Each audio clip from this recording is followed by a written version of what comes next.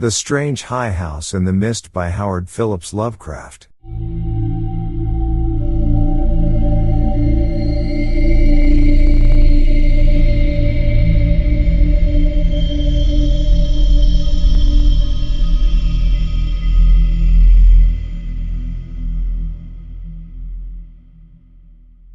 In the morning mist comes up from the sea by the cliffs beyond Kingsport. White and feathery it comes from the deep to its brothers the clouds, full of dreams of dank pastures and caves of Leviathan. And later, in still summer rains on the steep roofs of poets, the clouds scatter bits of those dreams, that men shall not live without rumor of old, strange secrets, and wonders that planets tell planets alone in the night. When tales fly thick in the grottos of tritons, and conches in seaweed cities blow wild tunes learned from the elder ones, then great eager mists flock to heaven laden with lore, and oceanward eyes on the rocks see only a mystic whiteness, as if the cliff's rim were the rim of all earth, and the solemn bells of buoys tolled free in the ether of faerie. Now north of archaic Kingsport the crags climb lofty and curious, terrace on terrace, till the northernmost hangs in the sky like a grey frozen wind cloud. Alone it is, a bleak point jutting in limitless space, for there the coast turns sharp where the great Miskatonic pours out of the plains past Arkham, bringing woodland legends and little quaint memories of New England's hills. The sea folk in Kingsport look up at that cliff as other sea folk look up at the pole star, and time the night's watches by the way it hides or shows the great bear, Cassiopeia, and the dragon. Among them it is one with the firmament, and truly, it is hidden from them when the mist hides the stars or the sun. Some of the cliffs they love, as that whose grotesque profile they call Father Neptune, or that whose pillared steps they term the causeway, but this one they fear because it is so near the sky. The Portuguese sailors coming in from a voyage cross themselves when they first see it, and the old Yankees believe it would be a much graver matter than death to climb it, if indeed that were possible. Nevertheless there is an ancient house on that cliff, and at evening men see lights in the small paned windows. The ancient house has always been there, and people say one dwells therein who talks with the morning mists that come up from the deep, and perhaps sees singular things oceanward at those times when the cliff's rim becomes the rim of all earth, and solemn buoys toll free in the white ether of faerie. This they tell from hearsay, for that forbidding crag is always unvisited, and natives dislike to train telescopes on it. Summer boarders have indeed scanned it with jaunty binoculars, but have never seen more than the grey primeval roof, peaked and shingled, whose eaves come nearly to the grey foundations, and the dim yellow light of the little windows peeping out from under those eaves in the dusk. These summer people do not believe that the same one has lived in the ancient house for hundreds of years, but cannot prove their heresy to any real Kingsporter. Even the terrible old man who talks to leaden pendulums in bottles, buys groceries with centuried Spanish gold, and keeps stone idols in the yard of his antediluvian cottage in Water Street can only say these things were the same when his grandfather was a boy, and that must have been inconceivable ages ago, when Belcher or Shirley or Pownall or Bernard was governor of His Majesty's province of the Massachusetts Bay.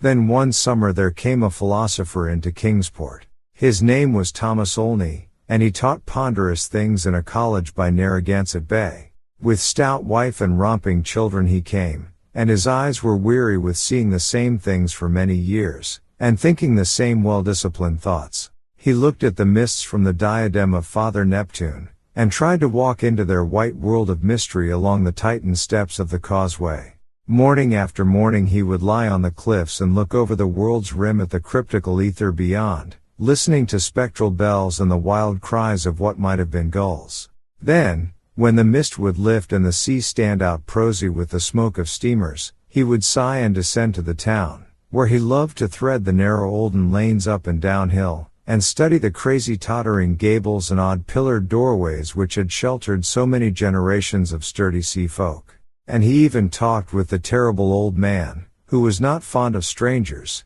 and was invited into his fearsomely archaic cottage where low ceilings and wormy paneling hear the echoes of disquieting soliloquies in the dark small hours.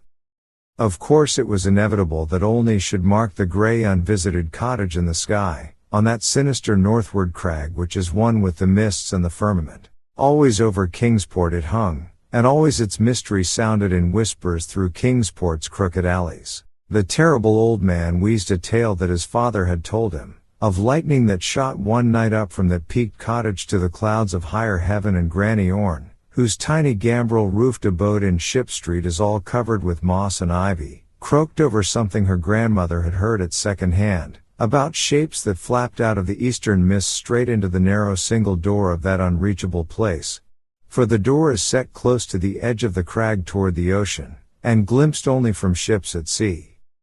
At length, being avid for new strange things and held back by neither the Kingsporters' fear nor the summer boarders' usual indolence, Olney made a very terrible resolve. Despite a conservative training, or because of it, for humdrum lives breed wistful longings of the unknown, he swore a great oath to scale that avoided Northern Cliff and visit the abnormally antique grey cottage in the sky. Very plausibly his saner self argued that the place must be tenanted by people who reached it from inland along the easier ridge beside the Miskatonic's estuary. Probably they traded in Arkham, knowing how little Kingsport liked their habitation, or perhaps being unable to climb down the cliff on the Kingsport side. Olney walked out along the lesser cliffs to where the great crag leapt insolently up to consort with celestial things, and became very sure that no human feet could mount it or descend it on that beetling southern slope. East and north it rose thousands of feet vertically from the water, so only the western side, inland and toward Arkham, remained.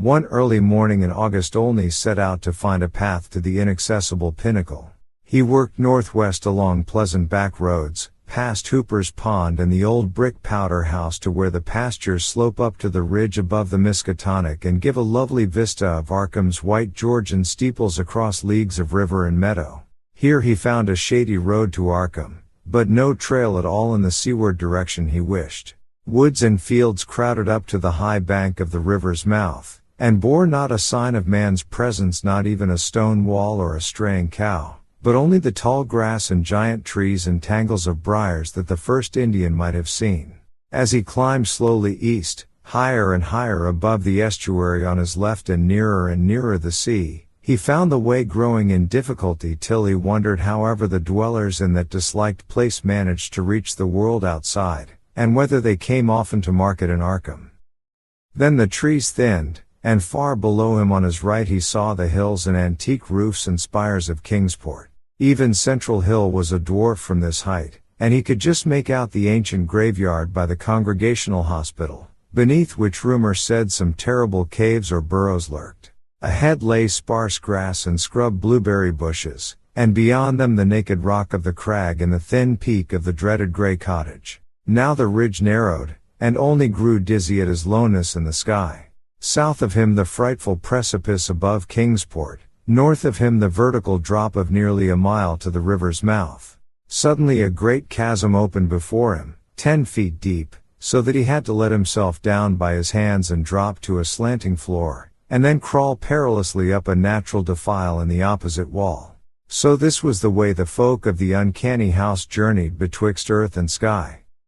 When he climbed out of the chasm a morning mist was gathering, but he clearly saw the lofty and unhallowed cottage ahead, walls as grey as the rock, and high peaks standing bold against the milky white of the seaward vapors. And he perceived that there was no door on this landward end, but only a couple of small lattice windows with dingy bullseye panes let it in 17th century fashion. All around him was cloud and chaos, and he could see nothing below but the whiteness of illimitable space. He was alone in the sky with this queer and very disturbing house, and when he sidled around to the front and saw that the wall stood flush with the cliff's edge, so that the single narrow door was not to be reached save from the empty ether, he felt a distinct terror that altitude could not wholly explain. And it was very odd that shingles so worm-eaten could survive, or bricks so crumbled still form a standing chimney. As the mist thickened, Olney crept around to the windows on the north and west and south sides, trying them but finding them all locked. He was vaguely glad they were locked, because the more he saw of that house the less he wished to get in. Then a sound halted him. He heard a lock rattle and bolt shoot, and a long creaking follow as if a heavy door were slowly and cautiously opened. This was on the oceanward side that he could not see, where the narrow portal opened on blank space thousands of feet in the misty sky above the waves.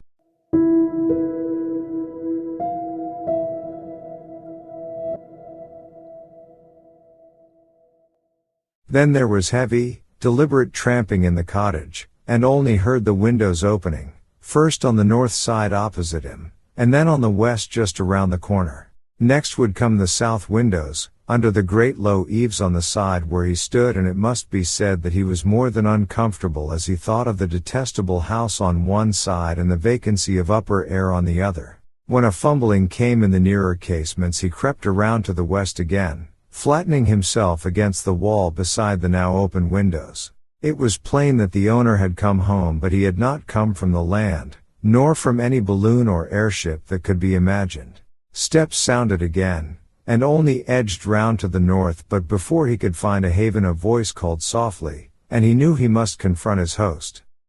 Stuck out of a west window was a great black bearded face whose eyes shone phosphorescently with the imprint of unheard-of sights. But the voice was gentle, and of a quaint olden kind, so that Olney did not shudder when a brown hand reached out to help him over the sill and into that low room of black oak wainscots and carved Tudor furnishings. The man was clad in very ancient garments, and had about him an unplaceable nimbus of sea lore and dreams of tall galleons. Olney does not recall many of the wonders he told, or even who he was, but says that he was strange and kindly, and filled with the magic of unfathomed voids of time and space. The small room seemed green with a dim aqueous light, and Olney saw that the far windows to the east were not open, but shut against the misty ether with dull thick panes like the bottoms of old bottles. That bearded host seemed young, yet looked out of eyes steeped in the elder mysteries, and from the tales of marvelous ancient things he related, it must be guessed that the village folk were right in saying he had communed with the mists of the sea and the clouds of the sky ever since there was any village to watch his taciturn dwelling from the plain below. And the day wore on, and still Olney listened to rumors of old times and far places, and heard how the kings of Atlantis fought with the slippery blasphemies that wriggled out of rifts in ocean's floor, and how the pillared and weedy temple of Poseidonus is still glimpsed at midnight by lost ships, who know by its sight that they are lost. Years of the Titans were recalled, but the host grew timid when he spoke of the dim first age of chaos before the gods or even the elder ones were born, and when only the other gods came to dance on the peak of Hathegkla in the stony desert near Ultar, beyond the river sky. It was at this point that there came a knocking on the door, that ancient door of nail-studded oak beyond which lay only the abyss of white cloud. Olney started in fright, but the bearded man motioned him to be still, and tiptoed to the door to look out through a very small peephole. What he saw he did not like, so pressed his fingers to his lips and tiptoed around to shut and lock all the windows before returning to the ancient settle beside his guest. Then Olney saw lingering against the translucent squares of each of the little dim windows in succession a queer black outline as the caller moved inquisitively about before leaving, and he was glad his host had not answered the knocking. For there are strange objects in the great abyss, and the seeker of dreams must take care not to stir up or meet the wrong ones. Then the shadows began to gather, first little furtive ones under the table, and then bolder ones in the dark paneled corners. And the bearded man made enigmatical gestures of prayer, and lit tall candles in curiously wrought brass candlesticks. Frequently he would glance at the door as if he expected someone, and at length his glance seemed answered by a singular rapping which must have followed some very ancient and secret code. This time he did not even glance through the peephole, but swung the great oak bar and shot the bolt, unlatching the heavy door and flinging it wide to the stars and the mist. And then to the sound of obscure harmonies there floated into that room from the deep all the dreams and memories of earth's sunken mighty ones. And golden flames played about weedy locks, so that Olney was dazzled as he did them homage. Trident-bearing Neptune was there, and sportive tritons and fantastic nereids, and upon dolphins' backs was balanced a vast crenulate shell wherein rode the grey and awful form of primal Nodens, lord of the great abyss. And the conches of the tritons gave weird blasts, and the nereids made strange sounds by striking on the grotesque resonant shells of unknown lurkers in black sea caves. Then hoary Nodens reached forth a wizened hand and helped Olney and his host into the vast shell, whereat the conches and the gongs set up a wild and awesome clamor. And out into the limitless ether reeled that fabulous train, the noise of whose shouting was lost in the echoes of thunder.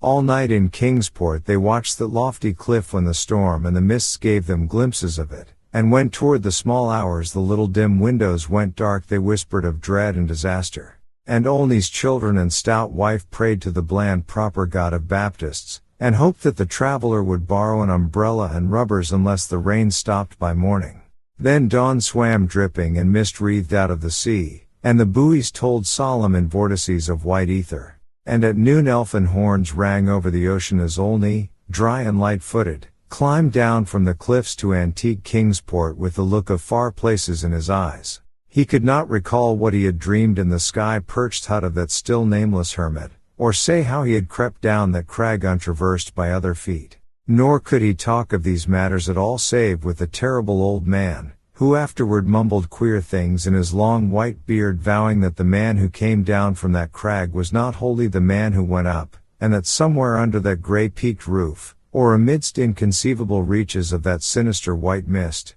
there lingered still the lost spirit of him who was Thomas Olney.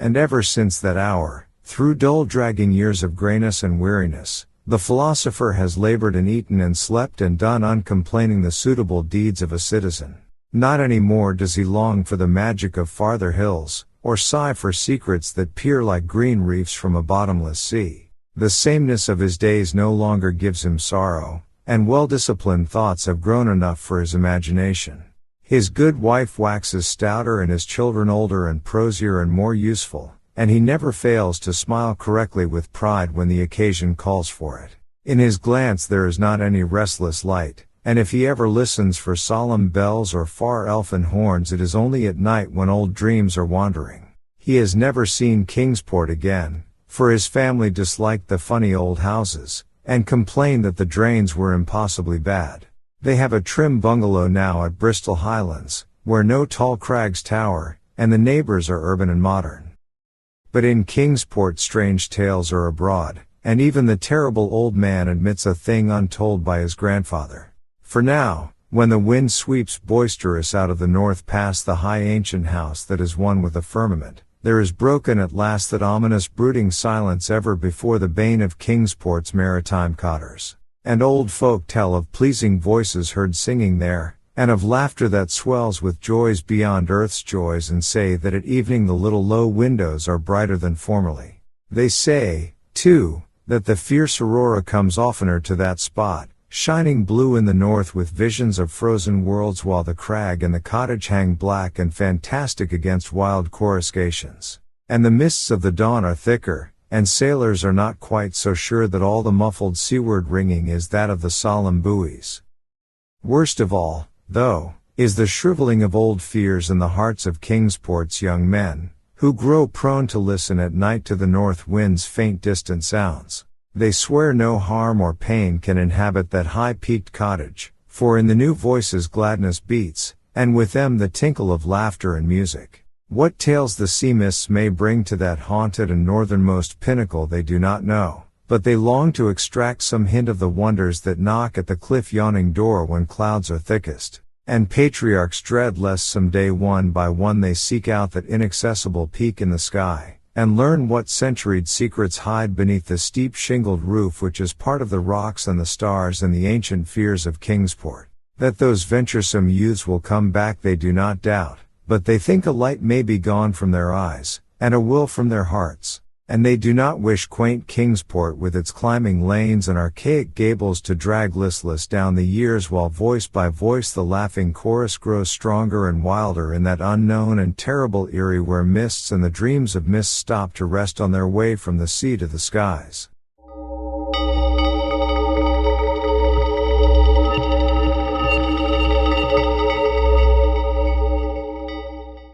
They do not wish the souls of their young men to leave the pleasant hearths and gambrel-roofed taverns of old Kingsport, nor do they wish the laughter and song in that high rocky place to grow louder. For as the voice which has come has brought fresh mists from the sea and from the north fresh lights, so do they say that still other voices will bring more mists and more lights, till perhaps the olden gods, whose existence they hint only in whispers for fear the congregational parson shall hear, may come out of the deep and from unknown Kadath and the cold waste and make their dwelling on that evilly appropriate crag so close to the gentle hills and valleys of quiet simple fisher folk. This they do not wish, for to plain people things not of earth are unwelcome, and besides, the terrible old man often recalls what Olney said about a knock that the lone dweller feared, and a shape seen black and inquisitive against the mist through those queer translucent windows of leaded bullseyes. All these things, however, the elder ones only may decide, and meanwhile the morning mist still comes up by that lonely vertiginous peak with the steep ancient house, that grey low-eaved house where none is seen but where evening brings furtive lights while the north wind tells of strange revels. White and feathery it comes from the deep to its brothers the clouds, full of dreams of dank pastures and caves of Leviathan. And when tales fly thick in the grottos of Tritons, and conches in seaweed cities blow wild tunes learned from the elder ones, then great eager vapors flock to heaven laden with lore, and Kingsport, nestling uneasy on its lesser cliffs below that awesome hanging sentinel of rock, sees oceanward only a mystic whiteness, as if the cliff's rim were the rim of all earth, and the solemn bells of the buoys tolled free in the ether of faerie.